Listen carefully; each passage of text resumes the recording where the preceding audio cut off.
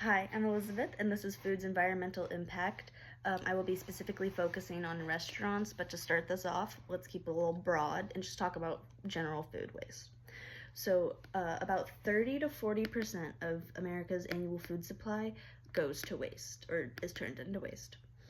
This means about 350 pounds of waste or food waste per person in America. This comes from 2022, just to specify. And then this also means that in our solid waste facilities, about 58% of the methane is actually from food waste.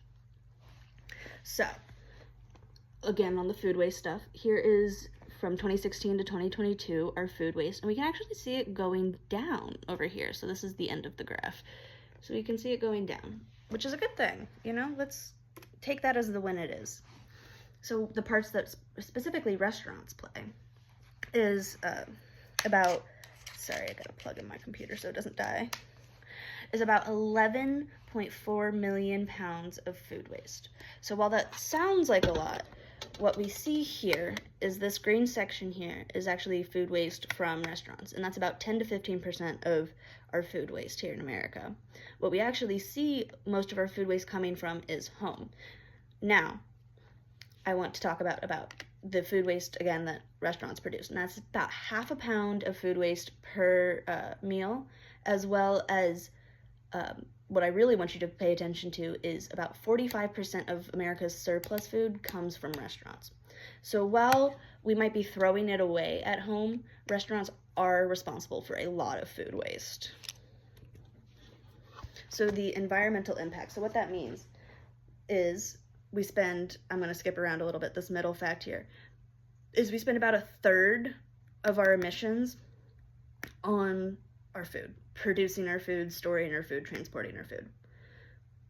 And that is, when I say emissions, I'm like I said, I'm jumping around a little bit. That is specifically methane and CO2. And that means it's about 86 million cars worth of emissions here in America. And then, so how much our food is traveling, anywhere from 1,300 to 1,500 miles. And we see more traveling, so closer to the 1,500 line when it is a pre-prepared food, like we'll say like funnel fries or mozzarella sticks, jalapeno poppers, that kind of stuff. So in restaurants, who's giving us this food? Who's transporting this food, supplying this food? It's Cisco. So you might have seen one of these trucks around. I highly recommend kind of like if you're out and about looking for these trucks because you will see them everywhere. They are the biggest restaurant supplier. But the reason they're the biggest restaurant suppliers, they don't just supply to restaurants.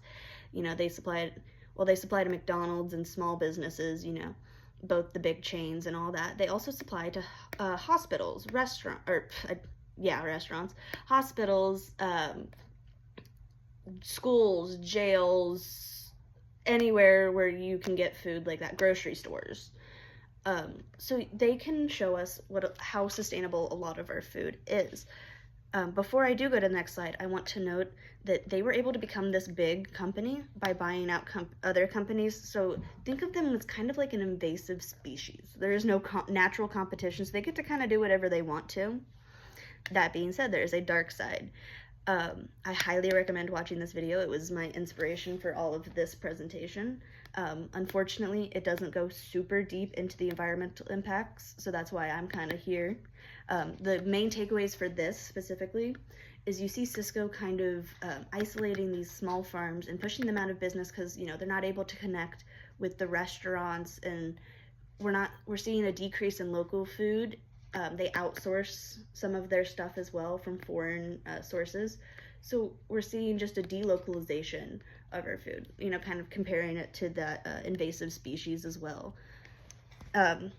Before I go to the next slide, the last thing I'd like to say is they do produce a lot of the processed food that, as we know, produces more emissions and has to be traveled longer.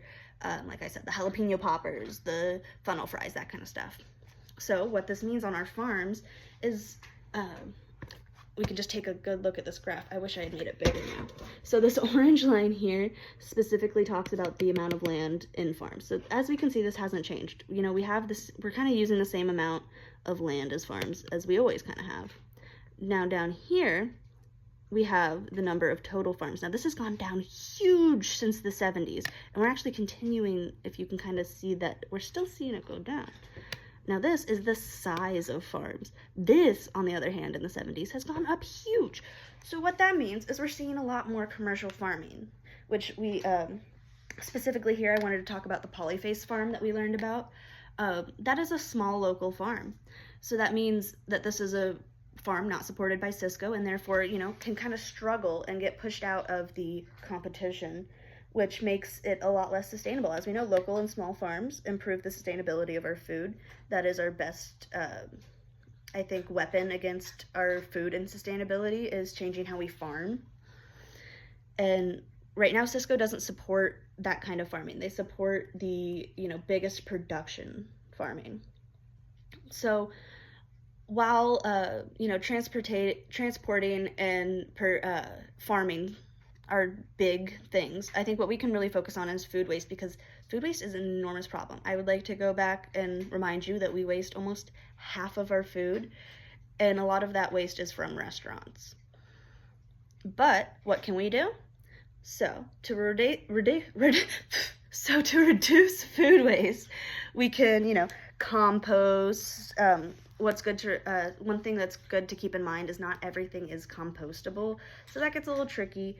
But you can also shop small, so that is kind of like a double meaning. You can shop at smaller things like farmers markets, but it also means, buy what you're gonna eat.